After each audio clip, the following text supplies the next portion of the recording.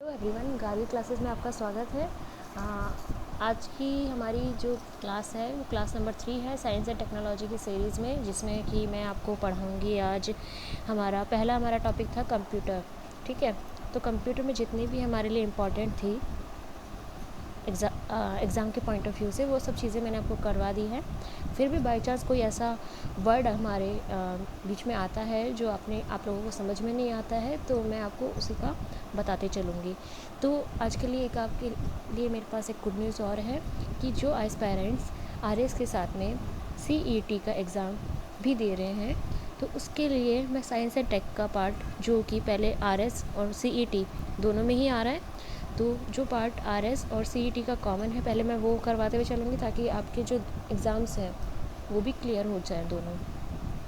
तो सीईटी का और आरएस का दोनों का करवाएंगे पहले जो कॉमन है, बाद में जो सीईटी के एक्स्ट्रा पोर्शंस हैं वो भी मैं करवाते हुए चलूँगी ताकि आपको साइंस एंड टेक में कोई परेशानी ना आए। ठीक है, और अब हमारा नेक्स्ट टॉपिक है आज का, वो स्टार्ट होता है आईसीटी। सेकंड टॉपिक है हमारा कंप्यूटर के अंदर। ठीक है, कंप्यूटर के बाद में आईसीटी का मतलब होता है इंफॉर्मेशन एंड कम्युनिकेशन टेक्नोलॉजी। ठीक है, तो इस टॉपिक को मैं इस तरीके से पढ़ाऊँगी, इंफॉर्मेशन एंड कम्युनिकेशन टेक्नोलॉजी।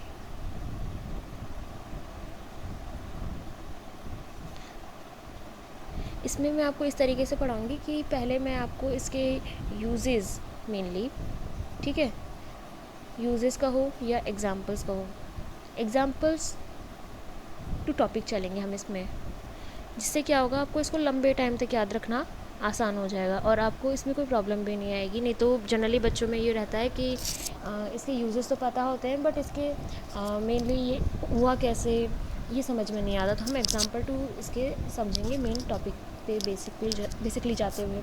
ठीक है, तो हमारा स्टार्ट होता है ICT. ICT stands for information communication technology. ICT किससे स्टार्ट होता है या फिर किस पे स्टैंड करता है, या फिर आईसीटी का मतलब क्या होता है, इंफॉर्मेशन एंड कम्युनिकेशन टेक्नोलॉजी। ठीक है, अब नेक्स्ट आता है हमारा इसमें the term gives a broader meaning to the information technology. ये केवल एक इंफॉर्मेशन टेक्नोलॉजी से ज़्यादा मतलब रखती है।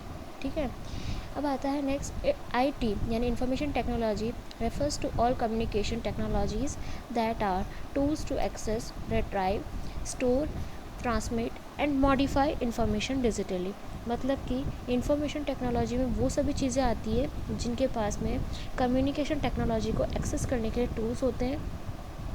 ठीक है, रिट्राइव करने के लिए, रिट्राइव का मतलब ये होता है कि कोई इन्फॉर्मेशन अगर हम से गलती से मिस हो जाती है या डिलीट हो जाती है, तो हम उसे बैकअप से कैसे निकाल सकते हैं। ठीक है, स्टोर करने के लिए, ट्रांसमिट करने के लिए, नेक्स्ट हमारा मॉडिफाई करने के लिए। ठीक है, तो ये सारा चीज़ जो है वो आईसीटी के अंदर आता है। तो अब क्वेश्चन आता है कि what is the ICT in everyday life, कि हम आईसीटी को पढ़ते क्यों हैं और इसका हमारा रोल क्या होता है। व्हाट इज़, मैं इसको ये भी कह सकती हूँ कि what is the role of ICT in our daily life. ठीक है, या इन आवर एवरीडे लाइफ। ठीक है, तो इसमें ये हो जाता है कि आईसीटी जो है, ICT are also use to refer the convergence of media technology such as audio visual and telephone networks. मतलब कि इसमें क्या होता है कि आईसीटी का जो रोल है वो मीडिया टेक्नोलॉजी में भी हम देखते हैं, जैसे कि हमारे audio visual aids. Audio visual aids का मतलब होता है कि ऐसे चीज़ें जिनमें हमारे दोनों हमारी टेक्नोलॉजीज़ काम में आती हैं, जैसे कि टेलीविज़न, ठीक है, और कंप्यूटर का डेस्कटॉप हो गया। ठीक है, ये सारी चीज़ें क्या हुई हमारी ऑडियो विजुअल, और इसमें टेलीफोन भी आएगा। ठीक है, network with computer networks by means of unified system of cabling including the signal distribution and management और link system। मतलब कि इसमें ये भी आता है कि कंप्यूटर किस तरीके से अरेंज है। ठीक है, तो ये हमारे लिए नई टर्म है, तो हम इसे डिस्कस करेंगे। पहले हम इसको देख लेते हैं।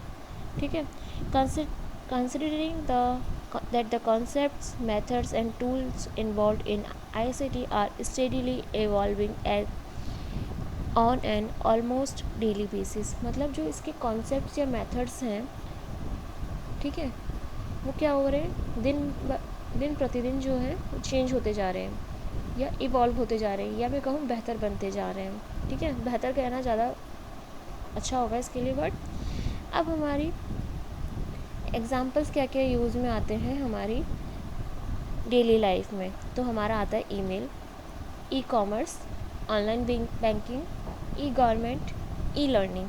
तो सबसे पहले बात करते हैं हमारी ईमेल की। ठीक है, ईमेल क्या होता है जनरली? हमारा ईमेल का फुल फॉर्म है इलेक्ट्रॉनिक मेल। ठीक है, इलेक्ट्रॉनिक मेल, इसमें क्या होता है, ये किस में काम में आता है? हमारे कम्युनिकेशन में काम में आता है, इसलिए इसे हम पढ़ते हैं। ठीक है, कम्युनिकेशन में काम में आता है। नेक्स्ट आता है हमारा ई कॉमर्स। ठीक है, ई कॉमर्स का मतलब क्या होगा? Electronic commerce. ठीक है, e generally stands for electronic. In this communication, information and communication technology इसमें। ठीक है, तो इसमें क्या होता है, हम जो है वो बिज़नेस करते हैं किससे? ऑनलाइन।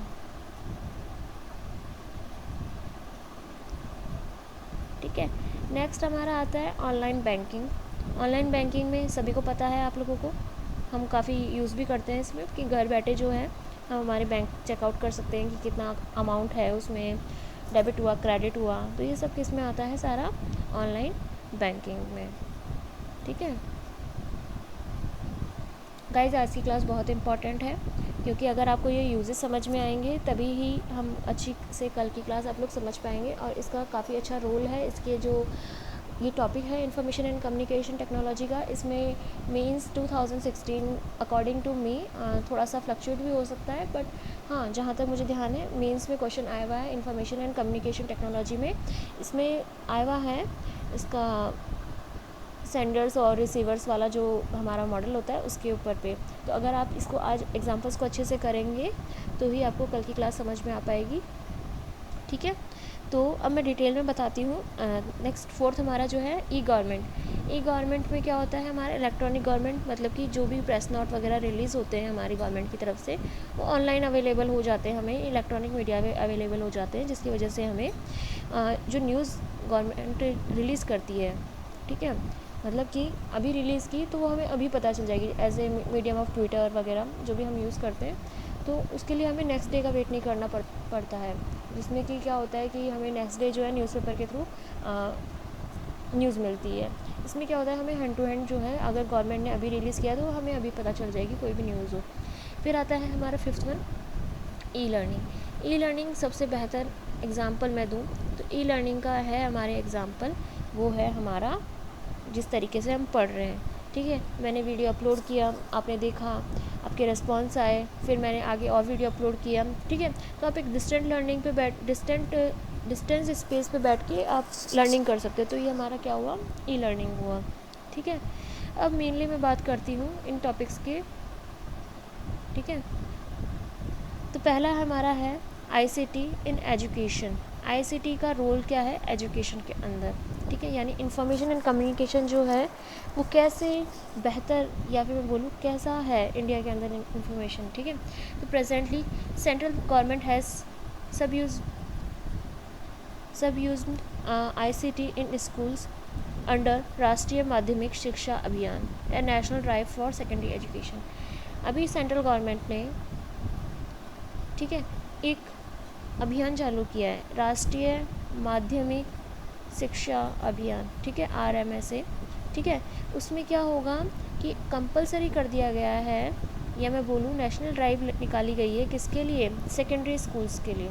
ठीक है,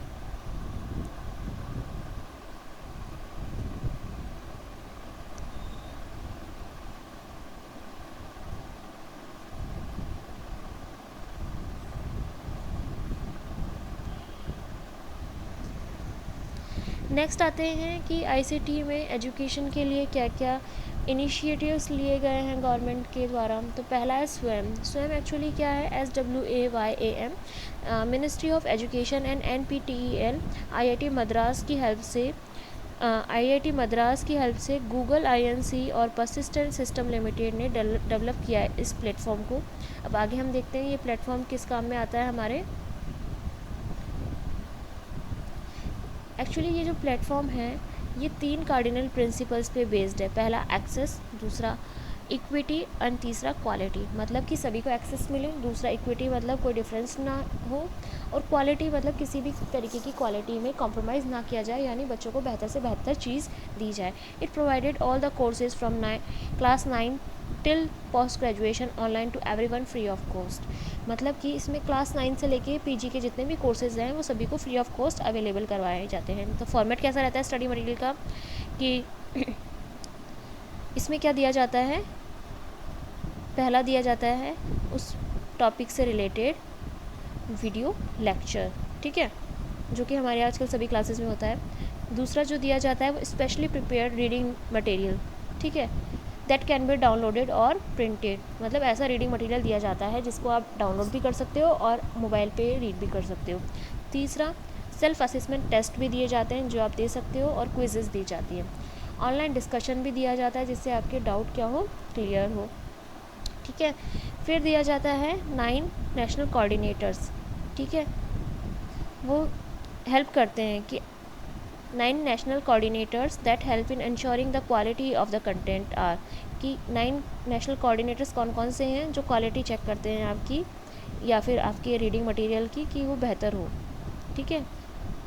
इसमें है पहला AICTE all Indian council for technical education for self based and international courses, पहला ये है, ठीक है। दूसरा NPTEL that is national program for on technology enhanced learning for engineering. Third one है UGC university grants commission for non technical post graduation education, मतलब ये course available हैं PG के, ठीक है। CEC consortium for education communication for under graduate education, ये UG के courses हैं, ठीक है। नेक्स्ट आता है मेरा NCERT national council for of education research and technology for school education, जो हमारी NCERT चलता है course. NIOS national institute of open schooling for school education, ये हमारी ओपन यूनिवर्सिटी का स्कूल एजुकेशन हो जाता है, यूनिवर्सिटी का भी होता है और ये स्कूल का है पर, ठीक है।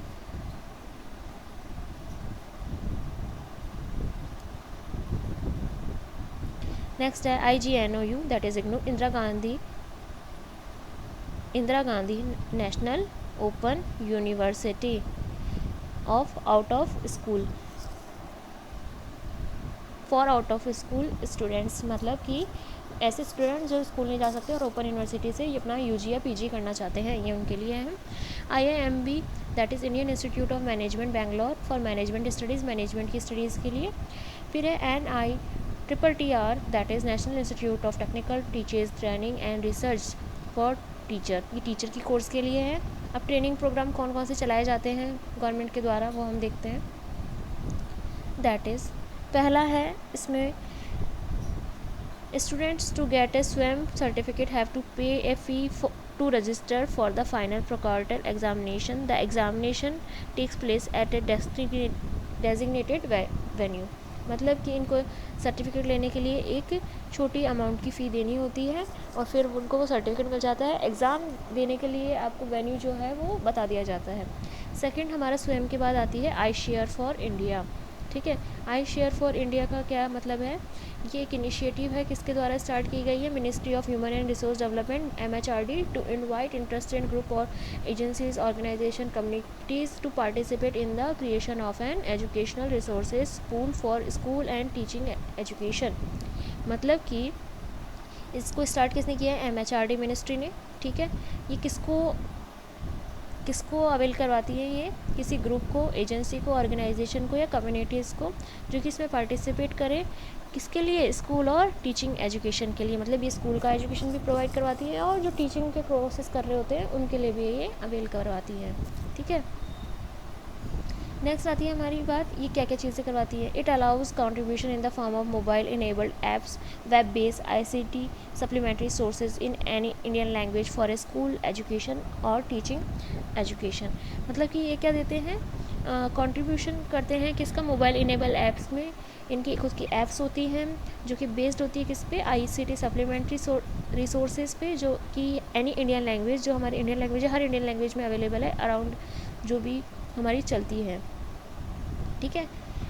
नेक्स्ट वन है हमारा शाला सिद्धि, दैट इज़, ठीक है, it is a national program on school standards and evaluation. ये प्रोग्राम नेशनल प्रोग्राम है और किसके पे है ये, स्कूल स्टैंडर्ड और इवेल्यूशन, मतलब ये इसमें 12 तक का होता है सारा, 9 to 12।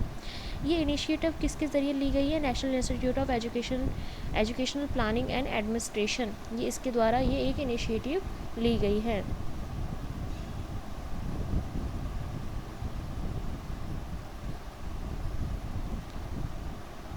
नेक्स्ट आता है कि ये भी किसके ज़रिए चलाया गया है, MHRD मिनिस्ट्री के ज़रिए। ये वर्क करता है, एवेलुएट करता है स्कूल की परफॉर्मेंस को, किसके ज़रिए, स्कूल एवेलुएशन डैशबोर्ड के ज़रिए, जिसको हम बोलते हैं ई समीक्षा। दैट मीन्स ये स्कूल की परफॉर्मेंस को एवेलुएट करेगा किसके ज़रिए, ई समीक्षा के ज़रिए। नेक्स्ट हमारा आता है इनिशिएटिव, दैट इज़ शाला दर्पण। शाला दर्पण जो है वो मॉनिटर किया गया है प्राइमरी और मिडिल स्कूल्स को, दैट इज़ 8 तक के स्कूल्स को। प्राइमरी में आते हैं 1 to 5 एंड मिडिल में आते हैं हमारे 6 to 8 तक के स्कूल्स को मेज़र करने के लिए, या फिर मैं बोलूँ मॉनिटर करने के लिए हमारा शाला दर्पण खोला गया है। वैसे आप लोगों को पता भी होगा, आप लोग RS के हैं तो हमारे राजस्थान में शाला दर्पण यूज़ होता है ज़्यादातर, ठीक है। नेक्स्ट हमारा आता है सारांश पोर्टल, ठीक है। सारांश पोर्टल जो है वो एक तरीके का वेब पोर्टल है, 2015 में लॉन्च किया गया, किसके द्वारा, CBSE के द्वारा, central board of secondary education के द्वारा, ठीक है। The primary aim of Saransh, aim क्या था, to promote ICT in education in schools, ठीक है, कि ICT को प्रमोट किया जाए स्कूल्स में, ताकि बच्चों को ज़्यादा से ज़्यादा जो है डिजिटलाइजेशन का नॉलेज हो, ठीक है। ये सेल्फ रिव्यू टूल है स्कूल और पेरेंट्स के लिए, ये खुद ही आप चेक कर लो, सारांश पोर्टल आपको दे दिया जाता है बच्चों और पेरेंट्स को। It is considered to be an alignment with the digital India initiative, और ये एक तरीके का डिजिटल इंडिया इनिशिएटिव का पहला स्टेप मैं कह सकती हूँ वो है।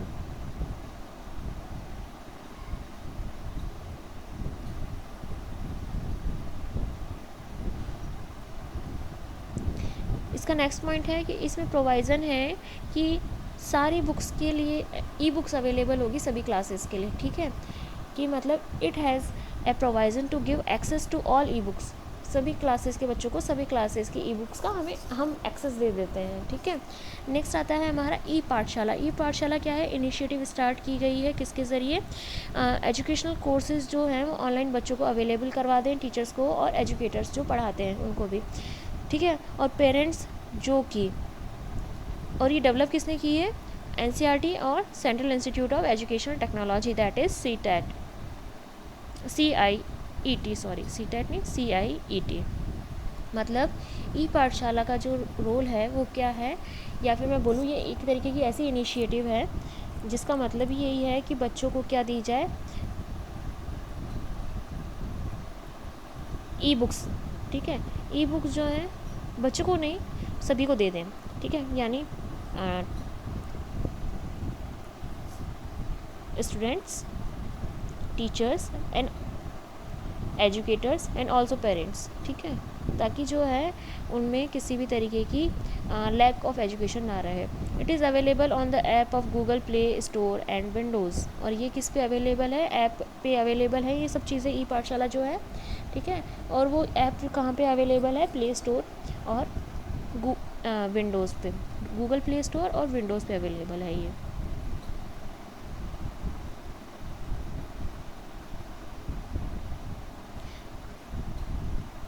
ये क्या क्या देता है, और एजुकेशनल रिसोर्सेज के साथ साथ ये CERT की बुक्स देता है, मतलब इसमें SCERT की बुक्स भी इन्वॉल्व रहती हैं। SCERT का मतलब हर स्टेट की बुक्स का अपना अपना रोल रहता है, जैसे हमारे यहाँ पे SCERT वाली चलती है, ठीक है। ऑडियो विजुअल रिसोर्सेज दिए जाते हैं NCERT के द्वारा, पीरियडिकल्स 15 डेज़ का, सप्लीमेंट्स, एक्स्ट्रा शीट्स वगैरह, टीचर ट्रेनिंग मॉड्यूल्स, मतलब टीचर्स को अप टू डेट नॉलेज रहे, उनके मॉड्यूल्स भी टीचर्स को दिए जाते हैं, और काफ़ी सारा जो वैरायटी ऑफ प्रिंट और नॉन प्रिंट मटेरियल्स रहता है, मतलब कुछ चीज़ें जो डाउनलोड होकर प्रिंट हो सकती है वो भी अवेलेबल होता है, और कुछ जो आप ओनली रीड कर सकते हैं वो भी अवेलेबल होता है। नेक्स्ट हमारी इनिशिएटिव है डिजिटल जेंडर एटलस। अब इसमें क्या है, जेंडर की बात आई और डिजिटल, ठीक है, तो देखते हैं क्या है ये। It has been developed to identify the low performing geographical pockets for girls, particularly from marginalized groups such as scheduled castes, scheduled tribes, and Muslim minorities, on specific gender-related education and indicators, gender related education indicators. मतलब कि इसमें क्या होता है कि ऐसे specified, मतलब इनमें गर्ल्स को किया गया है जिनके पास में कोई खासी आमदनी नहीं होती। स्पेसिफाइड जो ग्रुप्स हैं इसमें SC ST और मुस्लिम माइनॉरिटीज़, ठीक है, जो लड़कियों को पढ़ा नहीं सकते। तो ये उनकी क्या करता है, it has been develop to identify low performing, ये उन गर्ल्स को आइडेंटिफाई करता है, ठीक है। फिर नेक्स्ट आता है हमारा स्कूल GIS। अब ये स्कूल GIS क्या है? School GIS, it is a portal launched in 2016 that enables locating the geographical coordinates of the school in the countries। geographical coordinates को क्या कर सके, ये लोकेट कर सके। ये कब लॉन्च हुआ था? 2016 में, ठीक है। A map presents the information of the school by its village, district, taluka and grading. अब जो मैप है हमें पता ही है, मैप में क्या होता है, हम जो नॉर्मल मैप्स वगैरह देखते हैं उसमें विलेज, डिस्ट्रिक्ट, तालुका और उसकी ग्रेडिंग का भी पता चल जाता है स्कूल के अकॉर्डिंग उसमें, ठीक है। गाइज़, आपको ये सारे नोट्स जो हैं अगर आप हाथ से लिखते हैं तो वेल एंड गुड है, और अगर आपको PDF फॉर्मेट्स में चाहिए तो आप हमारे डिस्क्रिप्शन बॉक्स में जाके लिंक पे भी देख सकते हैं, जिसका आपको डिस्क्रिप्शन बॉक्स में लिंक दिया हुआ है। और वो आप टेलीग्राम पे जो है जाएंगे तो वहाँ पे आपको हमारा गार्गी क्लासेस नाम से चैनल मिलेगा, जिस पे कि आप जाके एक पिन मैसेज है उसको चेकआउट कर सकते हैं। उस पर हमारे जो नोट्स हैं वो नॉमिनल फ़ीस पे हम अवेल करवाते हैं, ताकि जो सीरियस कैंडिडेट्स हैं वो आराम से पढ़ सकें।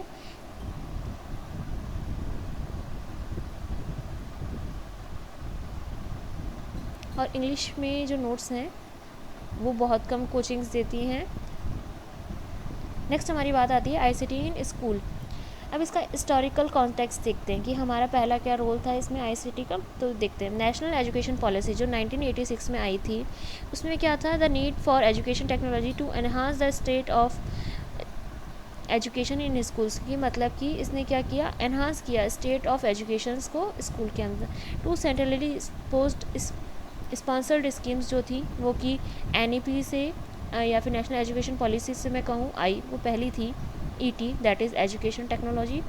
दूसरी थी CLASS, that is computer literacy and studies in schools, ठीक है। इन 1998 on IT task force created by the Prime Minister recommended introducing IT in the education sector। एक इन्होंने क्या करा कि IT टास्क फोर्स क्रिएट किया, किसने, प्राइम मिनिस्टर ने, इंट्रोड्यूस करने के लिए IT को एजुकेशन सेक्टर के अंदर, ठीक है। जो कि पहला क्या था, ज्ञान दर्शन। ज्ञान दर्शन कब लॉन्च किया गया, 2000 में। फिर रेडियो चैनल भी आया उसके बाद में, that is Gyanvani, which was launched on 2001। फिर थर्ड वन था हमारा Vidya Vahini, that is a project to enable IT and IT enable education in 60,000 schools in 3 years, which was initiated in 2002। मतलब एक विद्या वाहिनी करके प्रोजेक्ट इनेबल हुआ, किसमें, IT और नॉन IT जो थे, सॉरी IT और IT इनेबल एजुकेशंस कब आई, 60,000 स्कूल में आई। इसको लॉन्च कर इनिशिएट करने का तो प्रोग्राम था 2002 में, बट इसको ये था कि 3 साल में और भी ज़्यादा कर दें।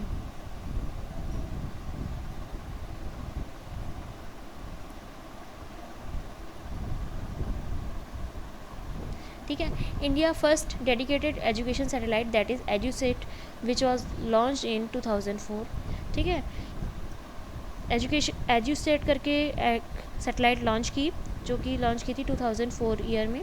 फिर है 2005 में NCF लेके आया, क्या, national curriculum framework was bought out by NCERT and the recommended ICT inclusion across the curriculum of schools. मतलब NCF लाया गया किसके ज़रिए, NCERT के ज़रिए।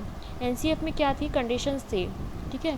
कंडीशंस थी किसको लेके, स्कूल को लेके, कि स्कूल में ये सब चीज़ें होनी चाहिए, टीचर्स इतने टाइम पे आने चाहिए, टीचर्स ये पढ़ाना चाहिए, टीचर्स का इतना काम होना चाहिए, टीचर जो है बच्चों को पूरा कोर्स समय पे करवाएंगे, बच्चे जो हैं वो किसी भी स्कूल से पीछे नहीं रहने चाहिए, और उनका रिज़ल्ट क्या हो, अच्छा होना चाहिए। मतलब काफ़ी सारी चीज़ें, कंडीशंस में बोलूँ, नॉर्म्स बनाए गए टीचर्स को और स्टूडेंट्स को लेके कि बच्चों से कोई कैपिटलाइजेशन फ़ीस ले लेनी चाहिए, उनको किसी भी जैसे टीसी के आधार पे जो है उनका प्रवेश रुकना नहीं चाहिए, या फिर अगर वो कभी भी स्कूल चेंज करना चाहते हैं तो वो कर सकते हैं, और उनको 6 to 14 ईयर की एजुकेशन जो है वो कंपलसरी दी जानी चाहिए। ठीक है, नेक्स्ट बात आती है ICT in schools scheme was launch in 2004 and enhanced the ICT skills of secondary state students. Before proceeding to further read about ICT in governments and its limitation, one must get acquainted with the IT related topics.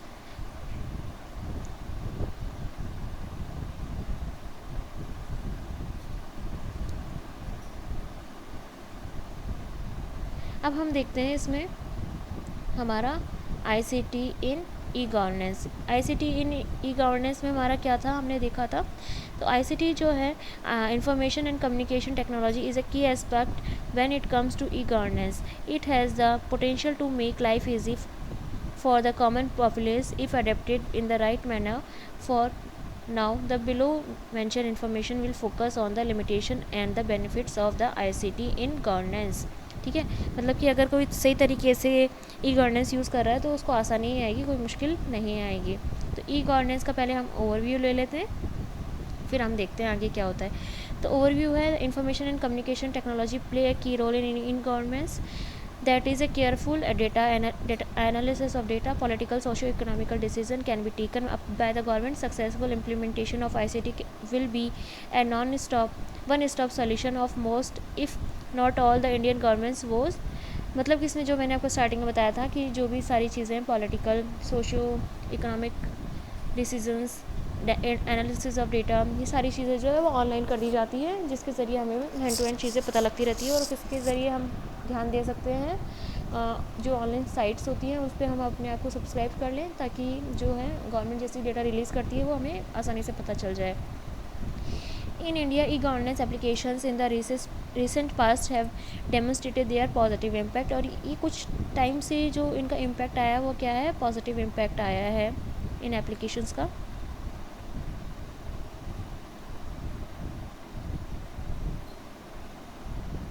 Minimizing the process cost, increasing transparency, supporting economic development by income generating ventures, increase in agriculture production, improvement in health, education sector, all of which promote the overall quality of an Indian people. ठीक है,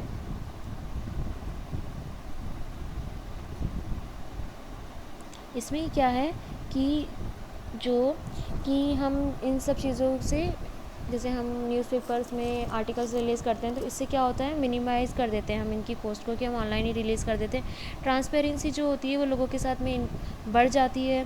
ठीक है, और economic development भी बढ़ता है, जिसके ज़रिए हमारे इनकम जनरेटिंग वेंचर्स हैं वो भी बढ़ते हैं। हमारी क्या होता है इंक्रीज़, इसमें अगर हम कोई चीज़ जैसे ऑनलाइन चेकआउट कर रहे हैं इन गवर्नेंस के ज़रिए, तो जैसे मानो कोई किसान है, किसान अगर उसको पता चल गया कि उसका जो है खेती का बेचने का इस दिन पे रेट अच्छा चल रहा है, उसका बाजरा या गेहूँ जो भी है, तो वो उसी दिन बेचेगा। ठीक है, तो उसके लिए उसको क्या हो जाता है, इंक्रीज़ इन एग्रीकल्चर प्रोडक्शन में भी हो जाता है काम। फिर है, हमें कोई जैसे स्कीम्स वगैरह आती हैं तो उसके ज़रिए हमारे हेल्थ को रिलेटेड, तो वो हमारे लिए किस में इम्प्रूव करती है, improvement in health and education sectors में हमारे लिए इम्प्रूव करती है। एजुकेशन या हेल्थ से रिलेटेड हमारे लिए कोई भी स्कीम्स आती हैं जो, ठीक है, all of which promote the overall quality of life of the Indian people. ठीक है, तो इससे क्या होता है कि ये सारी चीज़ें जो हैं वो ओवरऑल क्वालिटी इम्प्रूव करती है किसकी, इंडियन पीपल्स की। ठीक है गाइज़, तो आई होप आपको समझ में आया हो। प्लीज़ कोई क्वेरी हो तो ज़रूर डालें, मैं कोशिश करूँगी आप सबको लोगों को समझाने की। लास्ट में जाते जाते एक ही बात कि आज की क्लास काफ़ी इंपॉर्टेंट है। अगर आप आज की क्लास पढ़ोगे तो इसमें 2-3 टॉपिक्स बच रहे हैं, वो कल 5 या 10 मिनट में कंप्लीट हो जाएंगे। उसके बाद जो है इसके ICT का मतलब मेनली फाउंडेशन जो है वो एक्चुअल कल ही है। ठीक है, आई होप गाइज़ आपको समझ आया हो।